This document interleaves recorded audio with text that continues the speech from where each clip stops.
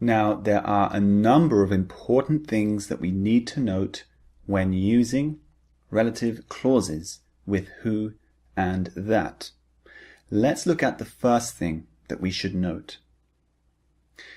Notice that it is possible to leave out the relative clause and still have a complete sentence. So, the woman who we saw today looked very strange. You can see the relative clause with who, but if we delete that relative clause, we still have a good sentence. The woman looked very strange. But can you see the difference between the two sentences? Sentence 1 is identifying which woman. It's making the meaning much clearer. So that's why we use relative clauses, to enhance meaning, to make everything much clearer. So even though we can delete it, it's better to have it in the sentence. Here's just another example of deleting a relative clause. The red Ferrari that was speeding down the road today was beautiful. So if we delete that relative clause, the sentence becomes, the red Ferrari was beautiful. But again, the second sentence is lacking some meaning. Which red Ferrari am I talking about? So the relative clause identifies which one I'm talking about. Here's the next thing that you need to note. The type of relative clause that we are studying in this unit is needed to define things. Look at this example. The man was so funny.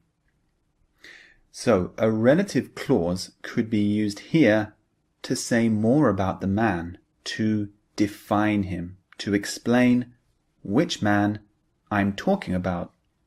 So the relative clause I could add is a who relative clause. Look at the sentence with the relative clause. The man who was at the party last night was so funny. Now you can see there's much more meaning and we know exactly which man I'm talking about. Let's look at another example for things this time using a that relative clause. So look at the example. The wine was really flavoursome.